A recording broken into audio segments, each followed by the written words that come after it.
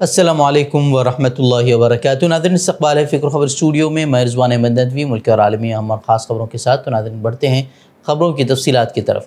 اسرائیلی forces نے شمالی غزہ کے بیت لاہیہ میں 6 عمارتوں پر آج پھر سے بمباری کی ہے، جس میں کم از کم 45 افراد شہید ہوئے ہیں۔ شمالی غزہ سے حالانکہ معلومات کم ہی سامنے آ رہی ہیں، لیکن صاف ہے کہ وہاں شہریوں کو جبری نقل مکانی یا فاقہ کشی اور موت کے درمیان انتخاب کرنے کو کہا گیا ہے۔ وہاں کی ایک پوری آبادی تباہی کے دہانے پر ہے، اور حالیہ کچھ دنوں میں جو کچھ ہو رہا ہے اس کی صحیح خبریں بھی وہ سامنے نہیں آ پا رہی، کیونکہ صحافیوں کے لیے غزہ میں رپورٹنگ کی تک اجازت نہیں ہے۔ جو صحافی موت کی پرواہ کیے بغیر رپورٹنگ کر رہے تھے، انہیں اسرائیلی فوج نے دہشت گرد قرار دے دیا ہے، جس کی وجہ سے ان کے لیے وہاں سے رپورٹنگ سیدھے طور پر موت ثابت ہو رہی ہے۔ وہیں حماس نے شمالی غزہ کی پٹی میں جاری قتل عام اور نسل کشی کا ذمہ دار امریکہ اور اسرائیل کے اتحادی ممالک کو قرار دیتے ہوئے کہا کہ 69 فلسطینیوں کے قتل عام اور نسل کشی کے جرم میں صہیونی ریاست کے ساتھ اس کے اتحادی بھی ملوث ہیں۔ حماس نے عرب، مسلمان عوام اور دنیا کے آزاد لوگوں سے اپیل کی ہے کہ وہ ہمارے ثابت قدم فلسطینی عوام کی حمایت کے لیے سڑکوں پر اتر آئیں۔ وہ اسرائیل کی بڑھتی ہوئی دہشت گردی پر یورپی یونین کے اعلیٰ سفارتکار جوزف بوریل نے ایک بیان جاری کیا ہے، جس میں انہوں نے غزہ میں بین الاقوامی انسانی قانون کا احترام کرنے کی فوری ضرورت پر زور دیا ہے۔ وہ ایک طرف تو یہ حالات ہیں جہاں غزہ میں عام شہریوں کو نشانہ بنایا جا رہا ہے، تو اسی درمیان القسام بریگیڈ وہ اسرائیلی فوجیوں کے ساتھ آمنے سامنے کی جنگ میں ڈٹ کر مقابلہ ان کا کر رہی ہے۔ گزشتہ روز القسام بریگیڈ نے 4 اسرائیلی گاڑیوں کو نشانہ بنانے اور ایک فوجی کو اسنائپر رائفل سے ہلاک کرنے کا اعلان کیا ہے۔ اس سے قبل جبالیہ میں اسرائیلی فوج نے اپنے 3 فوجیوں کی ہلاکت کا بھی اعتراف کیا تھا۔ وہ ایک دلچسپ بات یہ ہوئی ہے، وہ یہ ہے کہ لبنان کی حزب اللہ نے 1 منٹ کی ایک ویڈیو جاری کر 25 اسرائیلی بستیوں سے وہاں کے رہائشیوں کو علاقے خالی کرانے کا حکم جاری کیا ہے۔ یہ 25 بستیاں لبنان کی سرحد سے 3 کلومیٹر سے 22 کلومیٹر کے فاصلے پر واقع ہیں، اور یہ علاقہ تقریباً 2 لاکھ اسرائیلی شہریوں کا گھر ہے۔ یہ جو حزب اللہ نے ویڈیو جاری کی ہے، یہ وہی حربہ ہے جو اب تک اسرائیلی فوج اہل غزہ اور اہل لبنان کے لیے استعمال کر رہی تھی، اور اب حزب اللہ پہلی بار اپنے حملوں سے قبل وہ خبردار کرنے کے لیے یہی حربہ وہ استعمال کر رہی ہے، اور یہ واضح کرتا ہے کہ اسرائیل اور حزب اللہ کے درمیان جو کشیدگی ہے وہ اب وہ بڑھتی جا رہی ہے۔ وہیں حزب اللہ اور اسرائیل کے درمیان جو جنگ جاری ہے، اس درمیان قابض صہیونی فوج نے اعتراف کیا ہے کہ جنوبی لبنان میں لڑائی کے دوران اس کے کم از کم 7 فوجی ہلاک اور درجنوں زخمی ہوئے ہیں۔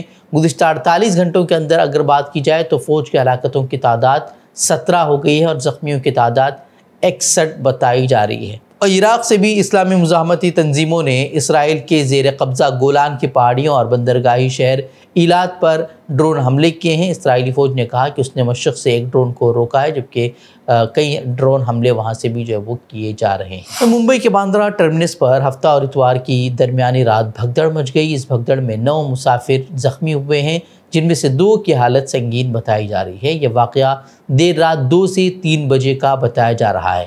بتایا جا رہا ہے کہ ممبئی سے گورکھپور جانے والی ٹرین جب پلیٹ فارم پر پہنچی تو وہاں پر لوگوں کی کافی بھیڑ تھی۔ پولیس بھی اس بھیڑ کو قابو کرنے میں ناکام رہی۔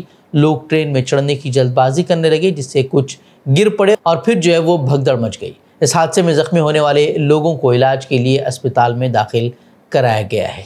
پاکستان کے صوبے خیبر پختونخوا میں ہفتے کے روز ایک پولیس چوکی کو ہدف بنا کر خودکش حملہ کیا گیا ہے۔ اس حملے میں 6 پولیس اہلکاروں سمیت کم از کم 8 افراد ہلاک ہوئے ہیں اور دیگر کئی زخمی ہوئے ہیں۔ یہ دھماکہ افغانستان کی سرحد سے متصل شمالی وزیرستان کے قبائلی علاقے کے چیک پوسٹ پر ہوا ہے۔ اس حملے سے ایک روز قبل بھی افغان سرحد کے پاس ایک چیک پوسٹ پر ہوئے حملے میں 10 پولیس اہلکاروں کی جان چلی گئی تھی۔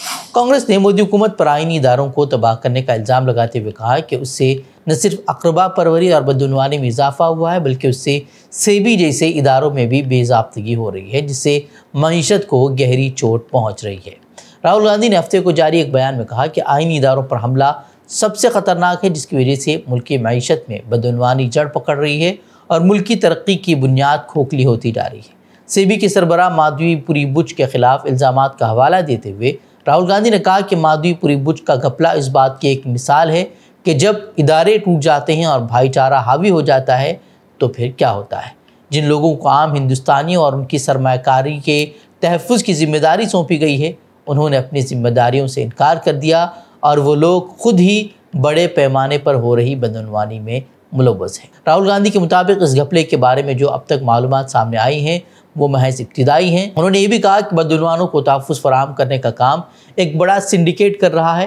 انہوں نے کہا کہ کانگریس پارٹی مسلسل ان معاملات کو اٹھا رہی ہے، کئی گھپلوں کی تحقیقات کر رہی ہے اور سچائی کو بے نقاب کر رہی ہے۔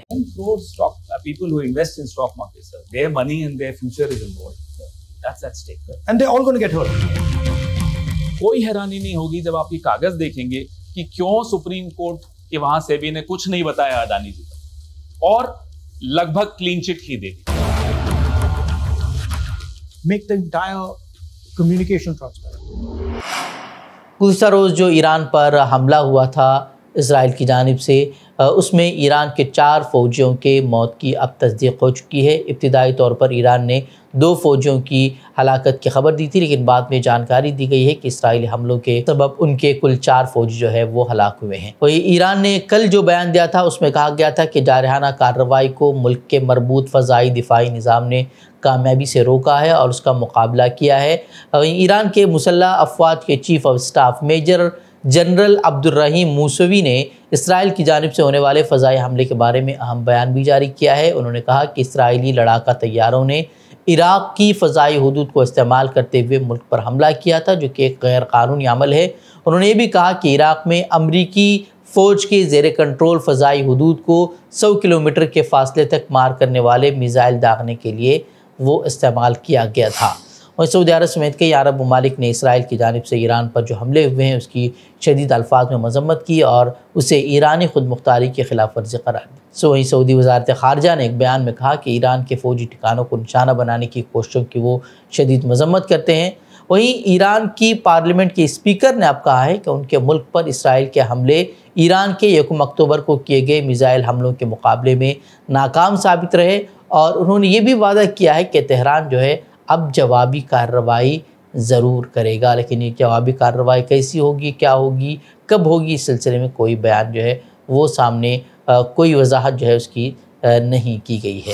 مہاراشٹر کے مجلس اتحاد المسلمین کے ریاستی صدر امتیاز جلیل نے کہا ہے کہ مہا وکاس اگاڑی کے ساتھ اتحاد کے امکانات اب معدوم ہو چکے ہیں۔ انہوں نے بتایا کہ انہوں نے خط لکھا تھا، 2 مرتبہ مہا وکاس اگاڑی کے لیڈران سے ملاقات بھی کی تھی، لیکن انہوں نے کوئی جواب نہیں دیا۔ اب ہم اپنے طور پر الیکشن لڑیں گے۔ امتیاز جلیل نے کہا کہ انہوں نے نانا پٹولے اور امیت دیشمکھ سے بات کی تھی، انہوں نے یقین دلایا تھا کہ اتحاد کے تعلق سے بات کی جائے گی۔ انہوں نے یہ بھی کہا کہ سپریا سولے کا بھی انہیں فون آیا تھا اور شیو سینا کے ایک لیڈر سے بھی ان کی بات ہوئی تھی۔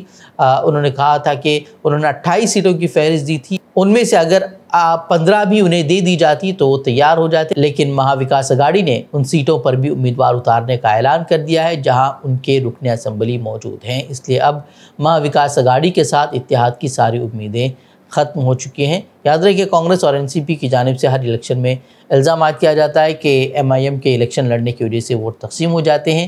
اسی الزام سے بچنے کے لیے MIM نے اس بار مہا وکاس اگاڑی سے اتحاد کی پیشکش کی تھی، جسے منظور نہیں کیا گیا، اور اب جو ہے امتیاز جلیل نے کہا ہے کہ وہ اپنے طور پر الیکشن لڑیں گے۔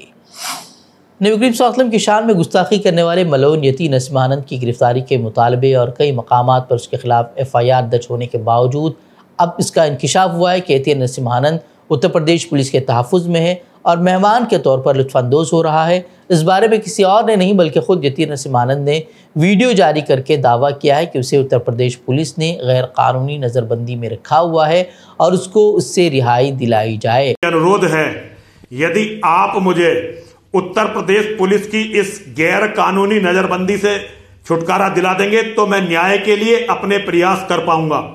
اگر میں نے نیائے کے لیے اپنا پکش رکھنے کا پریاس نہیں کیا تو اسی طرح سے یہ اپرادھی جنگلی سرتن سے جدا کر کے نعرے لگا کر مجھے کہیں نابالغ اپرادھیوں کے نابالغ پرشکشت ہتھیاروں کے دوارا کہیں نہ کہیں مروائی دیں گے۔ قابل ذکر ہے کہ یتی نسیم آنند کی گرفتاری کا مطالبہ کرنے پر اتر پردیش کی پولیس نے کئی مسلمانوں کو گرفتار کر لیا ہے، لیکن یتی کی گرفتاری نہیں کی گئی ہے۔ لیکن اب خود یتی نسیم آنند کے دعوے نے اتر پردیش پولیس کی کارکردگی اور اس کی نیت پر سوال کھڑے کر دیے۔ اس سے قبل غازی آباد پولیس نے یتیم نسیم آنند کی گرفتاری یا حراست میں ہونے کی تردید کی تھی۔ یتیم نسیم آنند کے حالیہ ویڈیو سے یہ بھی لگتا ہے کہ اسے نبی کریم صلی اللہ علیہ وسلم کی شان میں گستاخی پر کوئی افسوس نہیں ہے۔ اس نے اپنے اس ویڈیو میں بھی نبی کریم صلی اللہ علیہ وسلم کی شان میں گستاخی اور مسلمانوں کے بارے میں ناشائستہ باتیں کہتے ہوئے یہ دعویٰ کیا کہ اگر اسے پولیس کی غیر قانونی نظر بندی سے رہائی دلائی جاتی ہے تو وہ ہائی کورٹ میں جا کر اپنی گستاخی کو ثابت کرے گا، اور اس کے لیے وہ اپنے معاونین کو امریکہ، کینیڈا، فرانس، برطانیہ اور جرمنی سے بلائے گا جو اس کی لغویات کو ہائی کورٹ میں ثابت کریں گے۔ تو ناظرین خبریں، مزید خبروں کے لیے آپ ہمارے ویب سائٹ www.fikrkhabar.com پر رخ کر سکتے ہیں۔ ویڈیوز کے لیے ہمارے یوٹیوب چینل کو سبسکرائب کریں۔ تو ناظرین اجازت دیں، السلام علیکم ورحمۃ اللہ وبرکاتہ۔